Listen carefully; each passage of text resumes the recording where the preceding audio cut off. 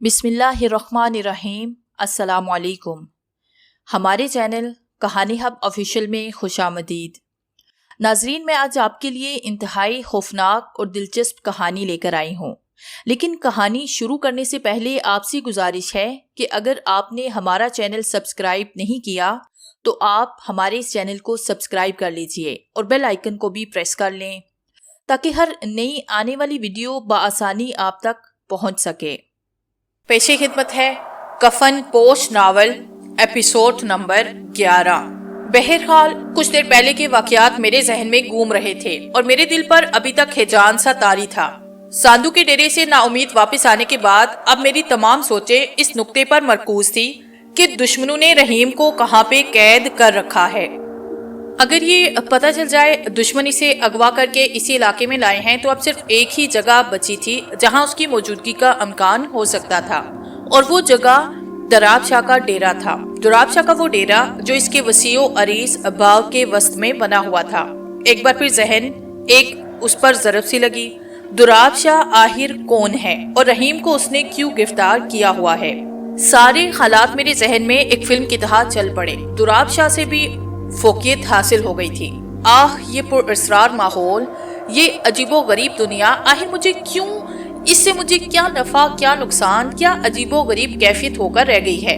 बज़ाहिर तौर पर तो कोई फैसला करने के काबिल नहीं रहा हूँ। सांदू का वो बाग जो कि तकरीबन 2 मील दूर जनूब की तरफ था और एक तवील अरीस रकबे पर फैला हुआ था, उसमें आम और कीनों के सैकड़ों दरख्त लगे हुए थे। इसके अलावा बेशुमार दरख्त केले, अमरूद, जामुन के भी थे। दुराब शाह का बंगला इस बाग के बीचों बीच बना था। बाग के चारों तरफ ऊंची झाड़ियों की भाड़े थी जिनमें कांटे लगे हुए थे और कई माली बाग की देखभाल किया करते। दुराब शाह के इस बंगले पर हमेशा मसले आदमी का पहरा बना रहता। मुझे यकीन था कि अगर रहीम इस बंगले में हुआ तो वहाँ के हिफाजती इंतजामात और भी सख्त कर दिए गए होंगे, लेकिन बहरहाल मेरी अगली मंजिल वही बंगला थी। न जाने क्यों मेरे दिल को एक यकीन सा होता जा रहा था कि रहीम इसी बंगले में कैद है। वो बंगला आबादी से दूर और इंतहाई महफूज जगह पर था। किसी दुश्मन को कैद करने की इससे अच्छी जगह और कोई ना हो सकती थी। लेकिन रहीम क्या सिर्फ दोस्ती की बुनियाद इस कदर मजबूत हो सकती है कि इंसान किसी दोस्त के लिए अपनी पूरी जिंदगी दांव पर लगा दे? मैं इन्हीं लोगों में से था और मैंने ऐसा किया था। मगर अब सच्ची बात यह है, मेरी जिंदगी का कोई अहम मकसद तो था नहीं। जो तरीकाकार जिंदगी बसर करने के लिए मुतय्यन हो गया था इसके मुताबिक नहीं रहा था। अगर जिंदगी का कोई मकसद था तो सिर्फ रहीम की तलाश। रहीम जिन हालात में मुझसे अलग हुआ था उनमें मुझे इस बात का अंदाजा नहीं होता बात कि सांदू के दुराब शाह ने इसे अगवा क्यों किया। जहाँ तक माजी की बात थी मुझे याद था, और अब तो खास तौर से याद आया कि जिन पुरअसरार कुव्वतों ने मेरे गिर्द अहाता किया, मेरी मुखालफत में काम किया, अब नया माहौल उन्हें शिकस्त दे रहा था। अगर ऐसा है तो फिर मुझे ये सहूलत फराहम क्यों ना की गई कि मैं रहीम को हासिल करता। बहरहाल सारी बातें अपनी जगह, रहीम का हसूल मेरी जिंदगी का अहम मकसद था और मैं इसी के बारे में सोच रहा था कि अब मुझे क्या करना चाहिए। फिर इसी सोच विचार के अंदर अंदर मुझे नींद आ गई। इंसान की जिंदगी का कोई अहम मकसद होता है तो उसके ख्वाब भी वही रूप धार लेते हैं। मैंने अपने काबू में अपना चेहरा देखा, एक एक चीज याद आई। उस्ताद शंगा, उसके साथ साथ ही साधु बाबा, पुष्पा, नरगस, दूर दूर तक फैला हुआ माहौल। इसमें कोई शक नहीं कि अगर संजीदगी की निगाह से देखा जाए तो पूरे रास्ते बड़े खुशनुमा होते हैं। ये जिंदगी जो मैंने गुजारी थी इसके सिलसिले में इस वक्त मेरे जहन में ये बात ना आई कि कुछ पुरअसरार कुव्वतें मुझे अपने जाल में फांस कर मेरे दीन, मेरे मजहब के खिलाफ रास्ते पर ले जा रही हैं। लेकिन ये भी सच्चाई थी कि वो रास्ते इस कदर दिलकश थे कि पीछे पलट कर देखने की जरूरत पेश न आती थी। बल्कि ये कहा जाए तो गलत नहीं होगा कि देखने को दिल नहीं चाहता था।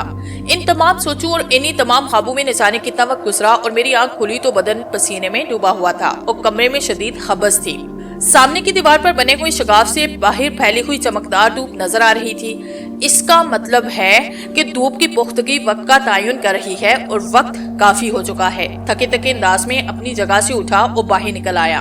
टावर के साए में बैठकर मैंने चारों तरफ वीराने में दूर दूर तक देखा। किसी इंसान का पता न था। मेरा दिल चाहा कि अपने बदन की कसाफत दूर करने के लिए कहीं से पानी दस्तयाब हो जाता, मगर इस खंडर के आसपास कहीं पानी न था।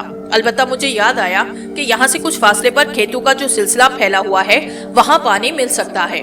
मैं अपनी जगह से उठा और एक बार फिर कमरे में दाखिल हुआ। मैंने अपने सामान में से तौलिया और साबी निकाला और थर्मोस कंधे से लटकाकर मैं भुट्टे से नीचे उतर आया। खेत के एक मतरूक हिस्से में पौन मील के फासले पर शमाल की तरफ एक ऐसी जगह बनी थी जहां एक पुराना ट्यूबवेल लगा हुआ था। एक छोटी सी नहर भी थी इन खेतों के करीब से जो गुजरती। थोड़ी ही देर के बाद मैं उस नहर के करीब पहुंचा। नहर के किनारे इक्का दुक्का औरतें कपड़े धोने में मसरूफ थी और कई बच्चे नहर में छलांगे लगाकर नहा रहे थे। मैं नहर के किनारे किनारे चलता हुआ बहुत दूर तक निकल आया और जब वो औरतें और बच्चे निगाहों से ओझल हुए तो मैं भी कपड़े उतार कर नहर में उतर गया। बहुत देर तक नहाते रहने के बाद मैं नहर से निकला, कपड़े पहने और नहर के पानी से थर्मोस भरकर वापस खंडर की तरफ चल दिया। खंडर की तरफ आते हुए मेरा जहन फिर रहीम के ख्याल में उलझा रहा और मैं साधु के डेरे में दाखिल होने की तरकीबें सोचता रहा। अचानक मुझे ख्याल आया कि क्यों ना मैं बराह रास्त दुराब शाह से राब्ता कायम करूं और उससे कहूं कि रहीम के सिलसिले में वो मुझसे तामुन करे। अगर ऐसा ना हुआ तो फिर मेरे और उसके दरमियान एक नई दुश्मनी का आगाज हो जाएगा। बहुत से ख्यालात जहन में आ रहे थे। मैंने ये भी सोचा कि मुमकिन है इस दौरान नियाज भी वापस आ गया हो। बहरहाल थोड़ी देर तक मैं सोचता रहा और आखिरकार मैंने फैसला किया कि पहले दुराब शाह को कोई खत वगैरह लिखा जाए। चुनाचे मैंने कागज और कलम लेकर उसे एक खत लिखना शुरू किया। मैं सोच रहा था कि दुराब शाह से सुलह की पेशकश करूं और उससे कहूं कि मेरे और उसके दरमियान जो इख्तिलाफात हैं उन्हें खत्म कर दिया जाए। फिर मैंने उसे इन अल्फाज में खत लिखा, दुराब शाह, मैं तुम्हें खलूस के साथ ये पेशकश कर रहा हूँ कि रहीम को रिहा कर दो। अगर तुमने ऐसा ना किया तो मुझ पर तमाम अहलाकी जिम्मेदारियां खत्म हो जाएंगी। और एक बात अपने जहन में डाल लो कि मैं तुम्हें और तुम्हारे भाई को भी कत्ल कर सकता हूँ या फिर वो तमाम रास्ते अपना सकता हूँ जिससे मैं तुम्हें मजबूर कर सकूँ। मैं तुमसे सिर्फ इतना चाहता हूँ कि तुम रहीम को रिहा कर दो।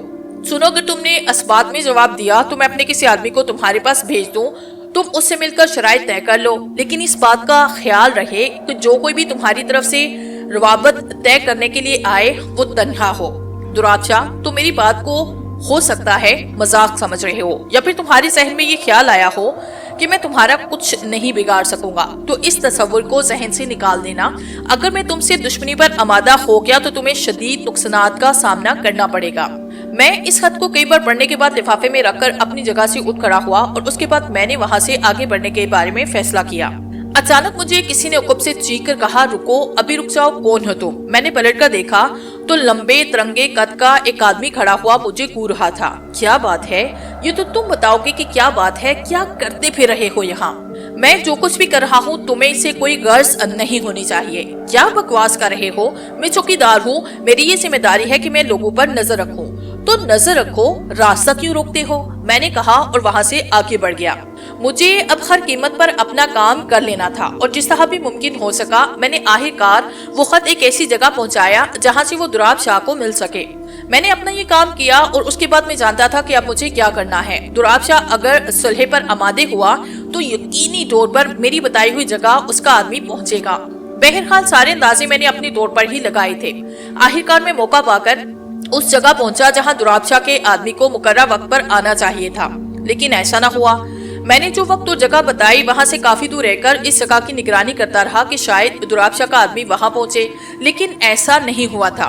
और जब वो वक्त गुजर गया तो मेरे अंदर इंतकाम की आग शिद्दत से भड़क उठी। उसने मेरी ये पेशकश ठुकराकर अपने लिए मुसीबत मोल ली और अब इसके अलावा कोई भी चाराकार नहीं था कि मैं दुराब शाह के मुकाबले पर डट जाऊं। चुनाचे मैंने अपने तौर पर बहुत से फैसले किए और आखिरकार तैयार होकर सांदू के बाग वाले बंगले का जायजा लेने के लिए चल पड़ा। अब मेरी निगाहों के सामने सफेद सतून वाला एक तरवील बरामदा था। बरामदे की छत में एक ट्यूबवेल रोशन थी और एक सतून के करीब कोई कुर्सी पर बैठा गालिबन कुछ पढ़ने में मसरूफ था। जो ही मेरी नजर एक औरत के चेहरे पर पड़ी तो मैं चौंके बगैर ना रह सका। वो शक्ल जानी पहचानी थी। मैंने उसे कहीं बहुत ही करीब से देखा था। फिर मैंने अपने जहन पर जोर दिया। जिस नए किरदार में मुझे ढाल दिया गया था इसमें लोगों की शनासाई भी अता की गई थी। जैसे मैंने दुराब शाह को पहचाना उसी तरह शम्मा भी मेरे जहन में आई। वो बैठी हुई किताब पढ़ रही थी और ट्यूब लाइट की रोशनी में उसका गुलाबी चेहरा कंवल की तरह दमक रहा था। उसके लंबे स्याह बाल फर्श पर बिखरे हुए थे और एक खूबसूरत लिबास में मलबूस वो बेहद मासूम दिखाई दे रही थी। उसका नाम शम्मा था। बहरहाल मुझे इस बात का इल्म हुआ कि वो दुराब शाह की भतीजी है। दुराब शाह ने ही उसकी परवरिश की थी। पता नहीं इस वक्त वो यहाँ क्या कर रही है। बहरहाल उसके सामने से गुजरे बगैर मैं कुछ नहीं कर सकता था, क्योंकि जिस जगह वो बैठी थी उस वक्त उसमें 3 कमरों के दरवाजे खुलते थे और उनमें से सिर्फ एक कमरे में रोशनी नजर आ रही थी, जबकि बाकी दोनों कमरों में तारीकी थी। बहरहाल अब सवाल ये पैदा होता था कि मुझे क्या करना चाहिए। चुनाचे मैंने इस दरवाजे से बंगले में दाखिल होने का इरादा किया और धीरे धीरे बरामदे के बाएं हिस्से के करीब पहुंच गया। आधा खुला हुआ दरवाजा मेरे सामने था। मैंने एक बार फिर सर उठाकर शम्मा की तरफ देखा और फिर बंगले में दाखिल हो गया। अचानक मेरे पीछे से शम्मा ने आवाज लगाई, कौन है? अब मेरे पास इसके अलावा कोई चारा नहीं था कि मैं इस सतून की आड़ में हो जाऊं जो सामने नजर आ रहा था। चुनाचे मैंने ऐसे किया, लेकिन शम्मा को शायद पूरा यकीन हो गया था कि कोई यहाँ मौजूद है। वो अपनी जगह से उठी, किताब बंद करके उसने मेज पे रखी और फिर उसी सतून की जानिब सीधी आने लगी। मेरे पास अब इसके सिवा और कोई चाराकार नहीं रहा था। मैं रिवॉल्वर निकालूं और जब वो मेरे पास पहुंची, मैंने हाथ निकालकर रिवॉल्वर की नार उसकी कनपट्टी पे रख दी। उसके चेहरे पर गहरे खौफ के साए नमूदार हुए, लेकिन अब वो इस तरह मेरे सामने थी कि बआसानी मेरी शक्ल देख सकती थी। फिर उसकी आवाज उभरी, शाबान। ये मेरे जहन को एकदम शदीद झटका लगा। इसका मतलब है कि शम्मा मुझे पहचानती है। क्या तुम मुझे मारोगे?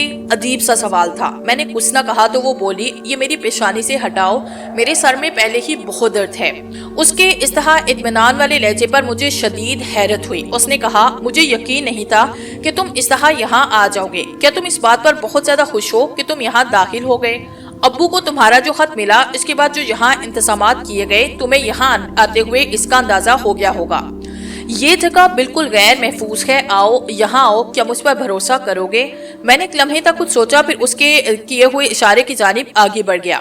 बहरहाल ये एक सनसनीखेज लम्हा था। इस हसीन लड़की को कत्ल करना या इसे कोई नुकसान पहुंचाना मेरे लिए इंतहाई तकलीफदेह अमल होता, लेकिन जैसा कि मैंने दुराब शाह को अपने हाथ में लिखा था कि इसके बाद उसके साथ कोई रियायत नहीं होगी, चुनाचे अब सूरत हाल ऐसी हो गई कि मेरे लिए दुराब शाह के साथ जो कुछ करना एक मुश्किल काम था। एक बात मैं तुम्हें बताऊं, शम्मा ने मुझसे कहा, शायद तुम्हारे बारे में ज्यादा मालूमात हासिल ना हो, लेकिन इस घर के लोग मुझे नीम पागल समझते हैं। उनका ये समझना हक बजानब ही है, क्योंकि इंसान जहाँ पैदा होता है वहीं के तौर तरीके और असूल अपनाता है। लेकिन मैं समझती हूँ कि अगर असूल अपने तौर पर समझकर बनाए जाएं, तब वो असूल होते हैं, बाकी सब ड्रामेबाजी। मतलब, मैंने कहा, मैं ज्यादातर अपने घर वालों से इख्तिलाफ रखती हूँ। कुछ मामलात ऐसे होते हैं जो मेरे इल्म में नहीं आते, और जो इल्म में आते हैं उसमें मैं अपने असूल तराशी करती रहती हूँ।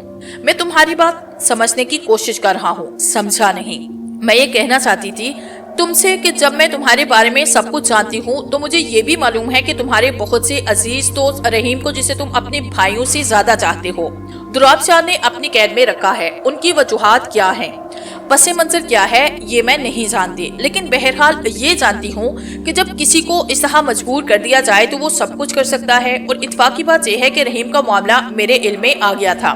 खैर, मैं इस सिलसिले में बराह रास्त कोई मुदाखलत नहीं कर सकती, लेकिन इन लोगों की भाग दौड़ से मुझे ये अंदाजा हुआ कि कुछ न कुछ होकर रहेगा। बल्कि ये बात भी मेरे जहन में कई बार आई कि तुम यहाँ दाखिल होने की कोशिश करोगे।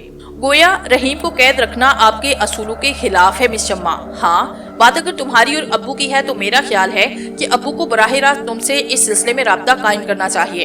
उन्होंने तुम्हें पता कि इस सिलसिले में क्या इक़दामात किए हैं?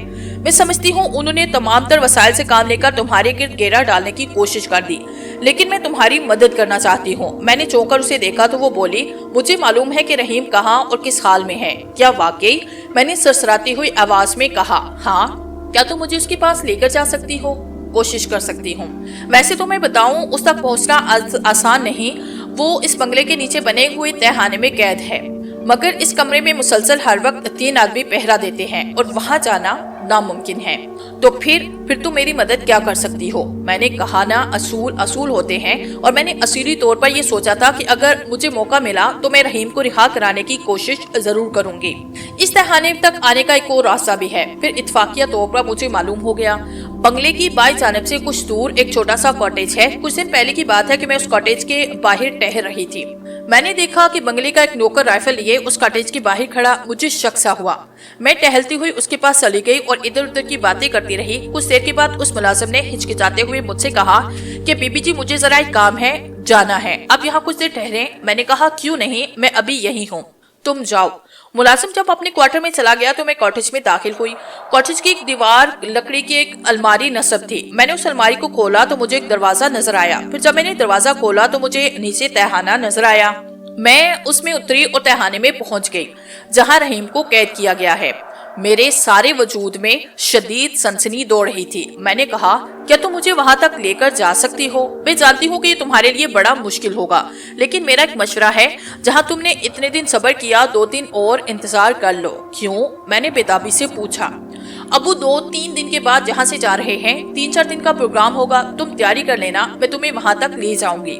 اگر آج یہ کام کر دو تو کیا زیادہ بہتر نہیں ہوگا؟ چلو میں کوشش کرتی ہوں، لیکن ایک بات ذہن میں رکھنا، جلد بازی کی تو نقصان اٹھاؤ گے، ٹھیک ہے؟ میں جلد بازی نہیں کروں گا۔ اگر اپنے بھائی تک پہنچ بھی جاؤ تو اسے یہاں سے لے جانے کی کوشش نہ کرنا اور اس کے لیے انتظار کرنا۔ بہرحال دیکھ لو، فیصلہ کرنا تمہارے ہاتھ میں ہے۔ پھر میں اس کے ساتھ بنگلے کی جانب چل پڑا۔ شمع نے مجھے ایک درخت کی آڑ میں ٹھہرنے کا اشارہ کیا اور خود اس کاٹیج کی جانب بڑھ گئی، جو بنگلے کی دیوار سے تقریباً 20 گز دور ایک جھنڈ میں بنا ہوا تھا۔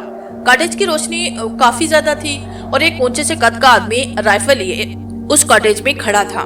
شمع اس کے قریب گئی، اس سے باتیں کرنے لگی۔ کچھ منٹ کے بعد وہ آدمی کاٹیج سے نکلا اور بنگلے کے سامنے والے حصے کی طرف چل دیا۔ جو ہی وہ نگاہوں سے اوجھل ہوا، شمع نے مجھے آنے کا اشارہ کیا۔ میں درخت کی اور سے نکلا، تیز قدموں سے چل کر کاٹیج کی طرف چل دیا۔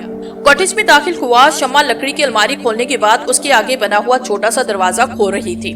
دروازہ کھلتے ہی مجھے ایک تنگ سا زینہ نظر آیا جو نیچے کی طرف جا رہا تھا۔ شمع نے مجھے اتر جانے کا اشارہ کیا اور خود بھی میرے پیچھے زینے سے اترنے لگی۔ سیڑھیاں ختم ہوئی تو میں نے خود کو ایک لمبی سی راہداری میں پایا۔ اس راہداری کے آخری سرے پر ایک چھوٹی سی کھڑکی روشن نظر آ رہی تھی۔ اس کھڑکی میں لوہے کی موٹی سلاخیں نصب نظر آ رہی تھی اور ان سلاخوں کے پیچھے کوئی سر جھکائے بیٹھا نظر آ رہا تھا۔ میں اس روشن کھڑکی کی طرف بڑھا، مگر اس وقت مجھے کچھ باتیں ذہن میں سنائی دی۔ یہ آوازیں اس روشن کمرے کی طرف سے آ رہی تھی۔ شمع نے میرے بازو پہ ہاتھ رکھا اور بولی، آگے مت جاؤ، تہانے میں وہ تنہا نہیں۔ میں ٹھٹک کر رکا، لیکن اس وقت کھڑکی میں بیٹھے ہوئے شخص نے سر اٹھایا اور میری طرف دیکھا۔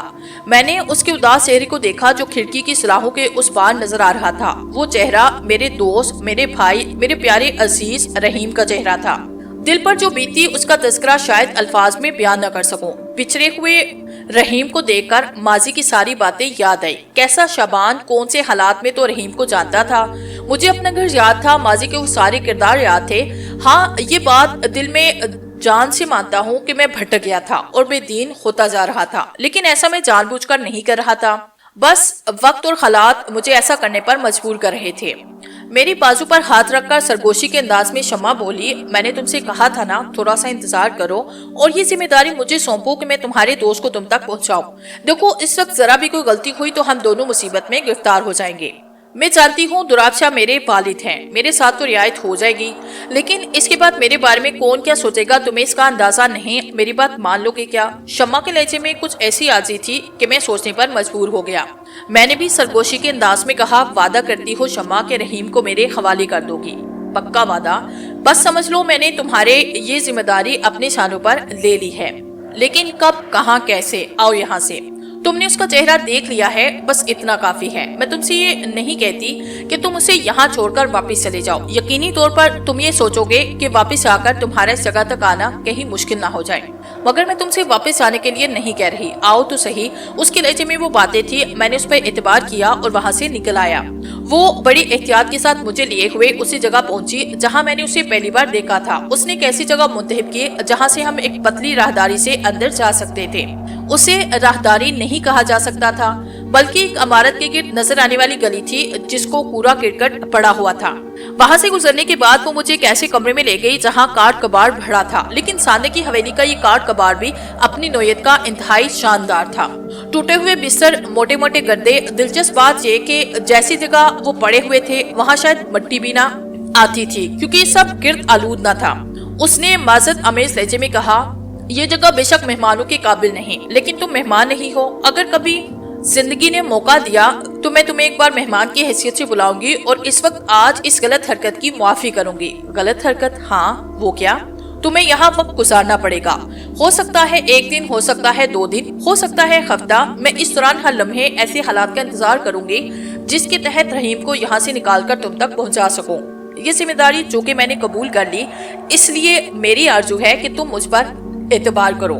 میں نے ایک ٹھنڈی سانس لے کر کہا، جو کامیابی تم تک پہنچنے کے بعد مجھے حاصل ہوئی، شمع دل تو چاہتا ہے کہ اس کا اتنا شکریہ ادا کروں کہ اس کے بعد شکریہ کی ادائیگی کا تصور ختم ہو جائے، لیکن بہرحال یہ سب جذباتی باتیں ہیں۔ میں تمہارا احسان کبھی نہ بھولوں گا۔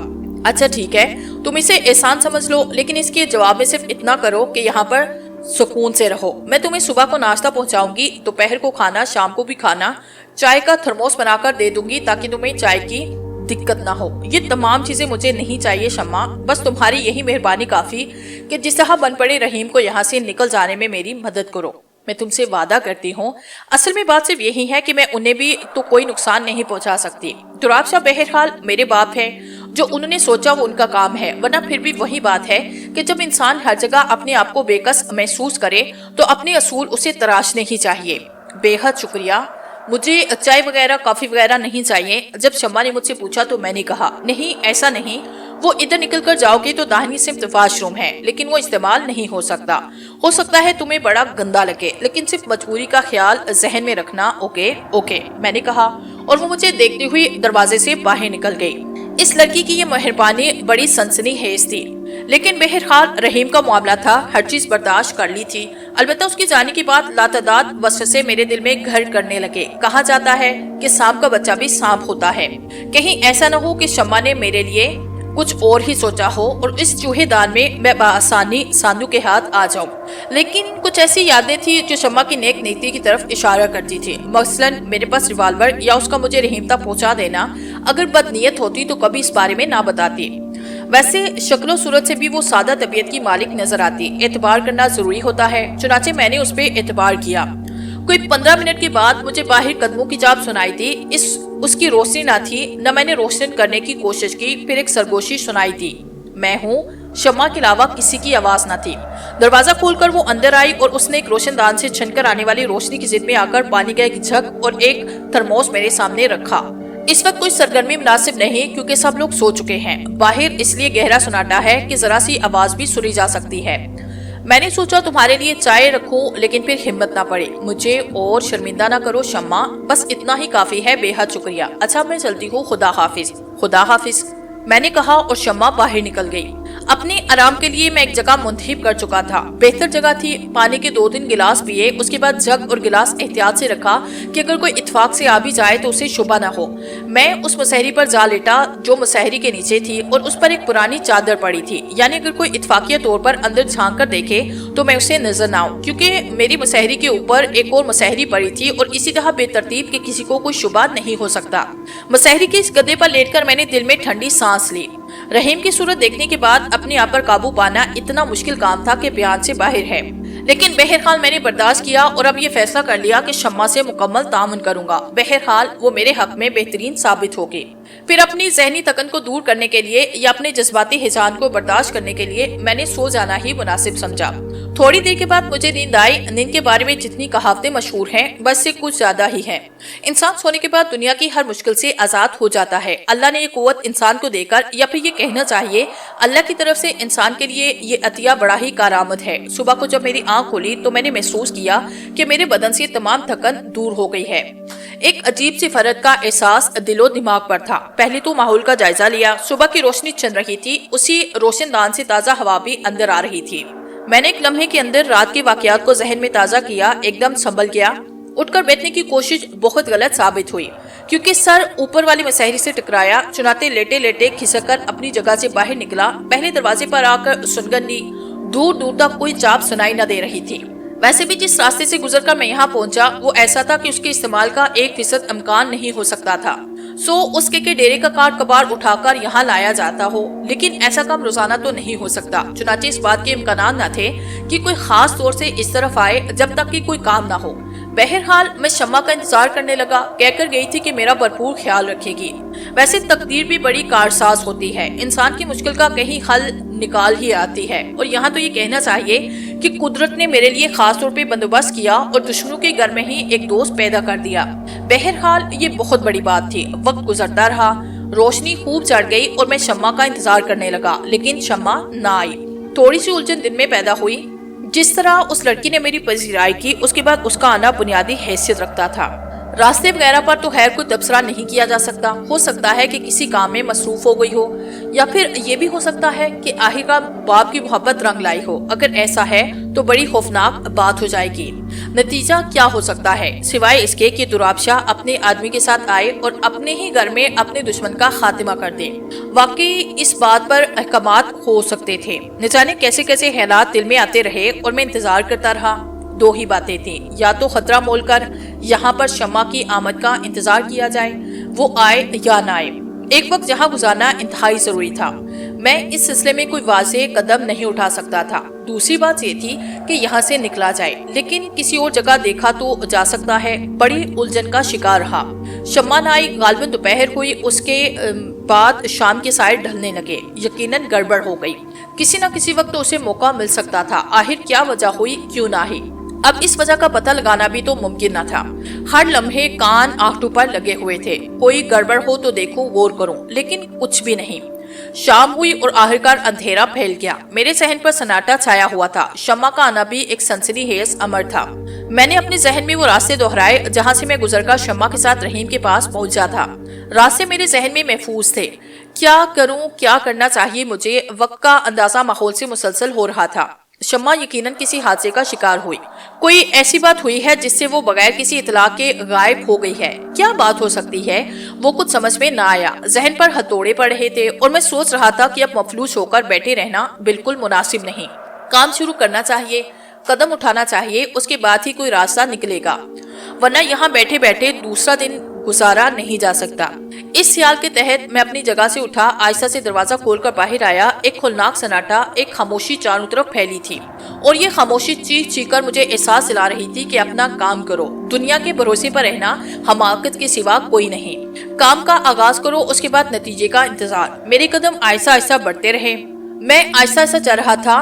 رات کے سناٹے میں یہ خوف بھی مجھ پہ مسلط تھا کہ اگر کسی پہرے دار کو میری آواز آ گئی تو رحیم ایک دم، جب میں رحیم کے تہانے میں پہنچا تو رحیم ایک دم ہڑبڑا کے اٹھا۔ نہ جانے اسے کیا احساس ہوا، وہ پھٹی پھٹی آنکھوں سے دیکھ رہا تھا۔ پھر اس کے منہ سے بے اختیار آواز نکلی، تو کسی بہت ہی اپنے کو کسی مشکل سے نکال کر جو خوشی انسان کو نصیب ہوتی ہے، اس کا تصور آپ خود بھی کر سکتے ہیں۔ رحیم پھٹی پھٹی آنکھوں سے مجھے دیکھ رہا تھا۔ میرے دل میں محبت کے طوفان امڑ رہے تھے۔ پھر رحیم خود ہی آگے بڑھا، اس نے لوہے کے سلاخوں والے دروازے کو دھکیلا۔ دروازہ کھلا تو رحیم ایک دم سے دوڑ کر مجھ سے لپٹ گیا۔ میں خواب نہیں دیکھتا، مجھے خواب دیکھنے کی عادت نہیں، اس لیے میں ان لمحات کو خواب نہیں کہہ سکتا۔ یقیناً یہ تم ہی ہو سکندر، یہ تم ہی ہو، اور کوئی نہیں ہو سکتا۔ میرے سامنے اور کوئی نہیں، اس کائنات میں جو مشکلات اٹھانے کے بعد مجھ تک پہنچ سکے، یہ تم ہی ہو۔ میں نے بھی رحیم کو لپٹایا، لیکن ایک لمحے کے اندر اندر خوش و خاص قائم ہوئے تو میں نے کہا، نہیں، یہ موقع ایسا نہیں کہ ہم دونوں جذباتی ہو جائیں۔ آؤ، جلدی آؤ، یہاں سے نکلیں۔ رحیم بھی ایک دم سنبھلا، اس کے بعد وہ تیزی سے میرے پاس واپس پلٹا۔ ہم دونوں ایک ایک قدم پھونک کر اٹھاتے ہوئے آخرکار تہانے سے، پھر اس کے بعد اس کمرے سے آئے جہاں تہانے میں داخل ہونے کا راستہ تھا۔ باہر کی فضا مکمل طور پر سکوت طاری تھا۔ یہ آسان کام نہیں تھا کہ ہم تہانے سے نکل آنے کے بعد اس علاقے سے بھی باہر نکل جائیں۔ بنگلہ جس قدر خوفناک جگہ تھی، اس کا ہمیں بخوبی اندازہ تھا۔ آخرکار ہم ٹہلتے ٹہلتے، چھپتے چھپاتے اس جگہ پر آئے جہاں سے میں اندر داخل ہوا تھا۔ میں نے جس قدر خطرہ مولا، اتنا خطرہ رحیم مول نہیں سکتا تھا۔ میں نے کندھوں پر رحیم کو کھڑا کر کے دیوار تک پہنچنے کی پیشکش کی، اور رحیم ہچکچا کے بولا، پہلے تم اوپر چڑھو، اس کے بعد میں۔ کیا یہاں ضد کرو گے تم؟ نہیں، مگر اس کے بعد تم کیسے آؤ گے؟ تم جب اوپر پہنچو گے تو میں تمہارا ہاتھ پکڑ کر اوپر آ جاؤں گا۔ رحیم اس کام کے لیے تیار ہوا۔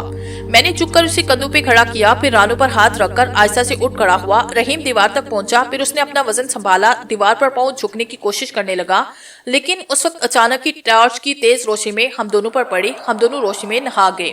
دفتن ہی کوئی چیخ کر بولا، وہ دیکھو۔ اس آواز کو سنتے ہی میرا جسم کام کیا اور وہ بیچارہ دوسری جانب الٹ گیا۔ وہ دیوار کی دوسری طرف گرا۔ اب جس طرح دیوار کو دوسری طرف سے پھلانگ کر اوپر آیا تھا، رحیم اگر وہی کوشش کرتا تو شاید دیوار پر پہنچ سکتا، لیکن ادھر سے بھاگ دوڑ شروع ہو گئی۔ سیٹیاں بجنے لگی اور لوگ روشنیاں جلاتے غالباً دیوار کی جانب دوڑ پڑے۔ رحیم کا انتظار کرنا بے وقوفی کے سوا کچھ نہ تھا۔ چنانچہ میں نے پیچھے کی طرف چھلانگ لگائی۔ تقریباً 10 فٹ کا فاصلہ لے کر میں نے دوڑ لگائی اور دوڑ کر میں دیوار کے اوپری سرے پر پہنچ گیا۔ اپنی اس کوشش پر مجھے حیرت انگیز حد تک کامیابی ہوئی۔ دیوار پر چڑھنے کے بعد رکنے کا تصور نہیں کیا جا سکتا، اور یہی عقل کی بات تھی، کیونکہ میں فوراً دوسری طرف کودا۔ میرے اوپر سے گولیوں کی ایک بچھاڑ نکل گئی۔ رحیم اس طرف بے چینی سے کھڑا میرا انتظار کر رہا تھا۔ اس نے بھاگنے کی کوشش نہ کی، لیکن جیسے ہی میں نیچے کودا اس نے میرا ہاتھ پکڑا۔ اس کے بعد ہم دونوں نے آگے کی طرف دوڑ لگا دی۔ رحیم ان سے فاصلہ اختیار کر لو اور سیدھے دوڑتے رہو۔ ہم دونوں نے اپنے درمیان تقریباً 30 گز کا فاصلہ اختیار کیا۔ اس کے بعد ہم دونوں دوڑنے لگے۔ ساتھ ہی ساتھ چنگاریاں ہمارے آس پاس سے گزر رہی تھی۔ سکھ چنگاریاں پتہ نہیں کیوں ہمارے ساتھ رعایت کر رہی تھی، ورنہ ان لوگوں کی تعداد اچھی خاصی معلوم ہوتی۔ البتہ ہمیں کافی دور نکل آنے کا موقع ملا، جس کی وجہ سے وہ ہم پر صحیح نشانہ نہیں لگا پا رہے تھے۔ اس طرح ہم کافی دور نکل آئے۔ آموں کا باغ یہاں سے تھوڑے ہی فاصلے پر تھا۔ ہم اس باغ کے پاس پہنچ کر اپنے آپ کو محفوظ تصور کر سکتے تھے، ورنہ صورتحال مشکل ہو جاتی۔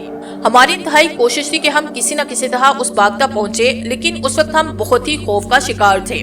جب ہمیں گورو کی ٹاپ کی آواز سنائی تھی، وہ گورو پر سوار ہو کر حویلی کے دوسرے راستے سے باہر نکل آئے تھے اور اب ہمارے پیچھے دوڑ رہے تھے۔ لیکن دوسرا بہتر عمل یہ ہوا کہ ہم نے اس باغ کو اپنے بالکل قریب پایا۔ چنانچہ ہم دوڑتے ہوئے باغ میں گھسے۔ اب سب سے پہلا سوال یہ تھا کہ اپنی حفاظت کے لیے ہمیں کیا کرنا چاہیے۔ اس کے لیے ایک ہی ترتیب ہو سکتی تھی۔ میں نے رحیم سے کہا، رحیم جس طرح بھی بن پڑے کسی درخت پر چڑھ جاؤ، چلو جلدی کرو۔ رحیم نے انتہائی پھرتی سے ایک چوڑے درخت کے تنے پر چڑھنا شروع کیا۔ ہم جانتے تھے کہ گھوڑے چند لمحوں کے بعد ہمارے پاس پہنچ جائیں گے اور ہم ان کی ضد میں آ جائیں گے۔ اس لیے بھاگنے کی بجائے بہتر تھا کہ درخت پر بیٹھ کر تقدیر کے فیصلے کا انتظار کیا جائے۔ میں بھی شاید اپنی ساری زندگی اس سے زیادہ تیز رفتاری سے نہیں بھاگا تھا۔ بہرحال ہم ایک درخت کے تنے پر چڑھے اور اپنے آپ کو اس پہ چھپایا۔ مجھ سے 20-25 گز کے فاصلے پر رحیم دوسری درخت پر چڑھا۔ رحیم تم سادے کھڑا تھا۔ پھر ہم نے گھوڑے سواروں کو قریب آتے دیکھا۔ 2 گھوڑے تھے اور دونوں سوار مسلح تھے۔ ان کے پیچھے پیچھے وہ لوگ جو پیدل تعاقب کر رہے تھے، چیختے چلاتے چلے آ رہے تھے۔ ان لوگوں نے اس بات پر بس نہ کیا کہ وہیں رک جائے اور انتظار کریں۔ میں چاہتا تو ریوالور استعمال کر سکتا، لیکن ریوالور استعمال کرنے کا مطلب یہ تھا کہ انہیں اپنی سمت دکھا دی جائے۔ ہاں، اگر کوئی ایسی صورتحال ہوئی اور کسی کو مارنا ضروری ہوا تب دیکھا جائے گا۔ میں دم سادے انتظار کر رہا تھا۔ گھوڑے سوار ہمارے قریب سے آ کر آگے نکل گئے۔ غالباً وہ یہ اندازہ لگا رہے تھے کہ ہم درمیان میں رک گئے ہیں۔ پیدل آنے والے بھی تیز رفتاری سے چلے جا رہے تھے اور اپنی زوردار آوازوں میں چیخ چیخ کر ایک دوسرے کو ہدایات دے رہے تھے۔ وہ ہمارے بالکل قریب سے گزرے اور وہاں سے بھی آگے بڑھ گئے۔ ہم اپنی اس کوشش پر خوش تھے کہ انہیں کم از کم یہ اندازہ نہیں ہوا اور نہ ان میں سے کسی نے یہ نہیں سوچا کہ ہم درخت پر چڑھ سکتے ہیں۔ وہ کافی آگے نکل گئے تو میں نے سرگوشی کے انداز میں رحیم کو آواز دی، لیکن رحیم نے مجھے کوئی جواب نہ دیا۔ میں نے سوچا کہ احتیاط کے پیش نظر وہ جواب نہیں دے رہا، لیکن پھر مجھے ایک دم سے ایک سیٹی کسی آواز سنائی دی اور مجھے یاد آیا کہ رحیم خاص قسم کے اشارے اسی طرح دیا کرتا ہے۔ میں مطمئن ہوا اور میں نے بھی سیٹی بجا کر رحیم کو اطمینان دلایا کہ صورتحال ہمارے حق میں ہے اور بہتر ہے۔ بہرحال یہ ساری باتیں اپنی جگہ۔ دوڑنے والے دوڑ دوڑ کر تھکے، وہ باغ میں چاروں طرف پھیلے اور طرح طرح کی باتیں کر رہے تھے۔ اس کے بعد گھوڑے سوار بھی واپس آئے، ان لوگوں سے مشورے کرنے لگے۔ میں اور رحیم دم سادے ہوئے خاموش کھڑے ہوئے تھے۔ پھر پیدل آنے والے واپس چلے گئے، لیکن گھوڑے سوار وہیں رکے۔ شاید کوئی خاص منصوبہ بندی کی جا رہی تھی۔ اب ہمارے لیے فیصلہ کرنا مشکل تھا کہ کیا کریں۔ گھوڑے سوار اتنے قریب تھے کہ ہماری سرسراہٹ بھی بآسانی سنی جا سکتی تھی۔ مجھے یقین تھا کہ رحیم نے بھی اس سنسنی صورتحال کو محسوس کر کے اپنے آپ کو محتاط کر لیا ہوگا، لیکن بس کیا کہا جا سکتا ہے۔ کبھی کبھی وہ بھی ہو جایا کرتا جو بظاہر بڑا سنسنی خیز ہوتا اور کبھی کبھی اس پر ہنسنے کو دل چاہتا۔ رحیم نے یقیناً وہ چھینک روکنے کی آخری حد تک کوشش کی ہوگی جو آخرکار اس نے نہ روک سکی۔ اس کی چینک کی آواز سے ایسے محسوس ہوا جیسے کوئی بم دھماکہ ہوا ہو۔ اس کے ساتھ ہی گھوڑے سوار بھی بری طرح اچھل پڑے۔ انہوں نے ٹارچوں کی روشنی اس درخت پر ڈالی جس پر رحیم موجود تھا۔ پھر وہ دوڑ کر اس درخت پر چڑھے اور ان میں سے ایک کی کڑکدار آواز ابھری، خبردار، تم گولیوں کی ضد پر ہو۔ ذرا بھی حرکت کی تو بھون کر رکھ دیے جاؤ گے۔ میرے اعصاب بری طرح تن گئے۔ اب میں کیا کرتا میری سمجھ میں کچھ نہ آیا۔ چلو نیچے اترو، ایک نے چیخ کر کہا۔ خبردار زیادہ چالاک بننے کی کوشش مت کرنا۔ رحیم آہستہ آہستہ نیچے اترنے لگا۔ ٹارچ کی روشنیاں اس کا احاطہ کیے ہوئے تھی، البتہ ایسے لگ رہا تھا جیسے ان دونوں کو یہ اندازہ نہ ہو کہ ہم ایک ہیں یا دو۔ وہ خاموشی سے رحیم کے نیچے اترنے کا انتظار کر رہے تھے۔ رحیم نے نیچے اتر کر دونوں ہاتھ اٹھائے اور گھوڑے سوار اپنے گھوڑوں سے نیچے آئے۔ اب میرے پاس اس کے سوا کوئی چارہ کار نہ تھا کہ میں مداخلت کروں، اور یہ مداخلت ایسی ویسی نہیں ہو سکتی تھی کیونکہ وہ لوگ بھی زیادہ دور نہ گئے تھے جو پیدل تھے اور جن کی تعداد خاصی معلوم ہو رہی تھی، اور اگر یہ لوگ یہاں سے چیخ کر انہیں آواز دیتے تو وہ واپس پلٹ سکتے۔ رحیم ایک دم درخت کے تنے کی آڑ میں ہوا۔ میں دوڑتا ہوا رحیم کی طرف بڑھا۔ اس نے کہا، رحیم، گھوڑے۔ بات رحیم کی سمجھ میں آئی۔ دونوں گرنے والے تڑپ رہے تھے۔ میرا نشانہ اتنا غلط نہ تھا کہ وہ اپنے پیروں پر کھڑے رہتے، البتہ میں نے ان کے جسم کے ایسے حصوں کو نشانہ بنایا جن سے ان کی موت واقع نہ ہو۔ رحیم نے فوراً ہی گھوڑے کی پشت پر چھلانگ لگائی اور ادھر میں دوڑتا ہوا اپنے گھوڑے پر پہنچا۔ ان فائر کی آواز سننے کے بعد دوسری کی طرف سے پھر اندھادھند فائرنگ شروع ہو گئی۔ چنانچہ رحیم نے اپنے گھوڑے کی پشت سنبھالتے ہوئے گھوڑا دوڑایا۔ ادھر میں بھی دوڑتا ہوا اپنے گھوڑے پہ سوار ہوا اور پھر میں نے گھوڑے کو زور سے ہاتھ مارا۔ گھوڑے نے لمبی لمبی چھلانگیں لگائی اور دوڑنے لگا۔ ادھر پیچھے سے فائرنگ ہو رہی تھی اور کم وقت کا نشانہ بھی صحیح تھا۔ ان کا رخ ہماری طرف تھا اور ہمیں اندھادھند بھاگنا پڑ رہا تھا۔ چنانچہ تھوڑی ہی دیر بعد باغ کا فاصلہ طے ہوا اور ہم کھیتوں میں آئے، لیکن اس وقت ایک دوسرے کا خیال رکھنا انتہائی مشکل کام تھا۔ پھر میں نے باہر نکل کر محسوس کیا کہ رحیم کا گھوڑا اس طرف نہیں۔ ایک لمحے کے لیے تو میرے دل میں پریشانی کا احساس جاگا، لیکن یہ سوچ کر میں نے خود کو مطمئن کیا، بہرحال رحیم خود بھی اپنی حفاظت کا بندوبست کر سکتا ہے۔ میرے لیے بس اتنا ہی کافی تھا کہ میں اسے ساندو کی قید سے نکال لایا تھا۔ اب یہ دیکھنا تھا کہ اب میرا اس سے کیسے سامنا ہوتا ہے۔ میں گھوڑا دوڑاتا رہا۔ اس وقت راستوں کا کوئی تعین نہ تھا۔ تھوڑی ہی دیر کے بعد ان لوگوں کی آوازیں ختم ہوئی۔ ظاہر ہے وہ کتنی تیزی سے ہمارا پیچھا کر سکتے۔ گولیوں کی آوازیں اب بھی آ رہی تھی، لیکن وہ یقیناً ہوا میں فائر کر رہے تھے۔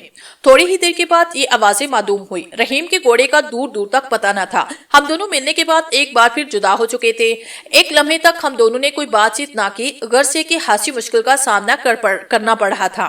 بہت دور نکلنے کے بعد مجھے یہ اندازہ ہوا کہ میں کون سی جگہ پر ہوں۔ اتفاق کی بات یہ تھی کہ بٹے والی جگہ یہاں سے زیادہ دور نہ تھی۔ مجھے ایک لمحے کے اندر یہ فیصلہ کرنا تھا کہ مجھے کیا کرنا ہے۔ تقدیر نے میرے لیے یہ جگہ متعین کر دی، تو بھلا میں اس سے گریز کیسے کر سکتا؟ البتہ اس گھوڑے سے پیچھے چھڑانا بہت ضروری تھا۔ بٹا زیادہ فاصلے پر نہ تھا۔ میں نے گھوڑے کا رخ بدل کر زور سے اس کے 2-3 ہنر مارے اور گھوڑا تیز رفتاری سے محالت سے دوڑ پڑا۔ گھوڑے کی سمت بدلنے کے بعد میں بہت دور تک اسے جاتے ہوئے دیکھتا رہا۔ جب گھوڑا میری نگاہوں سے اوجھل ہوا اور مجھے یہ اندازہ ہوا کہ ہمارا تعاقب کرنے والے کم از کم گھوڑے کی قربت سے یہ اندازہ نہیں لگا سکیں گے کہ میں بٹے کے آس پاس موجود ہوں، تو میں بٹے کی جانب چل پڑا۔ تھوڑی دیر کے بعد میں پھر اس منحوس جگہ پہ آیا جو بہرحال مجھے اتنی زیادہ پسند نہ تھی، حالانکہ وہ میرے لیے ایک بہترین پناہ گاہ تھی۔ البتہ یہاں آنے کے بعد جب میں نے سکون سے اپنے آپ کو اپنے محسوس جگہ آرام کے لیے لٹایا ہوا محسوس کیا، تو میرے دل میں ایک خوشی کا احساس جاگا، اور وہ یہ خوشی تھی کم از کم کچھ نہ صحیح لیکن میں رحیم کو آزادی دلانے میں کامیاب ہو چکا ہوں، اور اس احساس نے مجھے کافی سکون دیا۔ میں سونے کی کوشش کرنے لگا۔ سارا وجود جس سکن کا شکار تھا اس نے مجھے نیند لانے میں آسانی پیدا کی۔ پھر دوسری صبح ہوئی۔ میں یہ سوچ رہا تھا کہ اب کیا ہوگا۔ یہاں موجود رہ کر میں رحیم کو تلاش نہیں کر سکتا۔ رحیم نکل جانے میں کامیاب ہوا ہوگا یا نہیں، یہ کافی خیالات میرے ذہن میں آ رہے تھے اور میں کافی گہری سوچ میں ڈوبا تھا۔ بہرطور سارا دن گزرا۔ بھوک پیاس نے تھوڑا سا پریشان کیا، لیکن میں نے یہ سوچا کہ رات کی تاریکی میں نکلوں گا اور کھانے پینے کی چیزیں حاصل کر لوں گا۔ بہت سے باغات تھے اور ان سے مجھے بہت کچھ حاصل ہو سکتا تھا، چنانچہ رات کو میں نے ایسا ہی کیا۔ البتہ اس کا خطرہ مول نہیں لیا تھا کہ کہیں جاؤں اور رحیم کو تلاش کروں۔ تقدیر نے جب رحیم کو مجھ سے ملایا، اسے آزادی بھی حاصل ہوئی، تو میں تقدیر پر بھروسہ کرنا مناسب سمجھا تھا۔ دیکھوں گا کہ تقدیر کے فیصلے کیا ہوتے ہیں، ہو سکتا ہے کہ میرے لیے آسانیاں ہی آسانیاں ہوں، چنانچہ تھوڑا سا انتظار کر لینا چاہیے۔ البتہ زیادہ بھاگ دوڑ مناسب نہیں ہوگی، کیونکہ بہرطور ساندو کو یہ بات معلوم ہو چکی ہوگی اور دوراب شاہ کے آدمی چپے چپے پر گردش کر رہے ہوں گے اور مجھے تلاش کر رہے ہوں گے۔ رحیم کے بارے میں بس خدا سے دعا ہی کر سکتا تھا کہ وہ بھی اس طرح کسی محفوظ خاتوں میں پہنچ چکا ہو۔ یہ زیادہ بہتر رہے گا۔ میں دوسری رات بھی خود کو یقین دلانے میں کامیاب ہو گیا۔ دوسرے دن تقریباً شام کے 4:30 بجے ہوں گے۔ اب مجھے دور سے 2 افراد آتے ہوئے نظر آئے۔ دونوں گھوڑوں پر سوار تھے اور میں نے ندی سے انہیں دیکھ کر پہچانا۔ یہ نیاز اور رحمان تھے جو اس طرف چلے آ رہے تھے۔ تھوڑی دیر تک مکمل خاموشی رہی۔ میں نے یہ سوچا کہ ذرا آس پاس کا جائزہ لے لیا جائے۔ پھر جب مجھے یقین ہوا کہ دور دور تک کوئی نہیں، تو میں باہر آیا، ان دونوں کو آوازیں دینے لگا۔ دونوں نے گھوڑوں کی رفتار تیز کی اور کچھ لمحوں میں میرے پاس پہنچ گئے۔ نیاز کو دیکھ کر مجھے خوشی ہوئی۔ وہ اپنے ساتھ کھانے پینے کی چیزیں بھی لے کر آئے تھے۔ نیاز نے نیچے اتر کر مجھے گلے سے لگایا اور بولا، کیوں رحمان، میرا خیال ٹھیک تھا یا غلط؟ صاحب جی، آپ جو کچھ بھی سوچتے ہو دوسرے کہاں سوچ سکتے ہیں، رحمان نے مسہرے پن سے کہا تھا۔ نیاز دیر تک اس سے لپٹا رہا، پھر اس نے کہا، بھلا میں تمہیں یہاں کے علاوہ کہاں تلاش کر سکتا تھا؟ ہاں، مجھے پورا یقین تھا کہ تم مجھے یہاں ملو گے، لیکن میں انتظار کرتا رہا اور دیکھتا رہا کہ کوئی ایسی صورتحال تو نہیں پیش آئی جو تمہارے لیے نقصان دہ ہو۔ کیا تم یقین کرو گے کہ اگر گرداب شاہ کے آدمی بٹے کی جانب بڑھتے تو میں ان پر گولیوں کی بارش کرتا اور ان میں سے کوئی بھی زندہ سلامت یہاں نہ پہنچتا؟ کیوں رحمان، میں غلط تو نہیں کہہ رہا؟ واقعی ہم یہ طے کر چکے تھے کہ تم بٹے پر موجود ہو اور ہم بٹے کے آس پاس پر نگاہ رکھ کر تمہاری حفاظت کریں گے۔ یہ ہمارا آخری فیصلہ تھا۔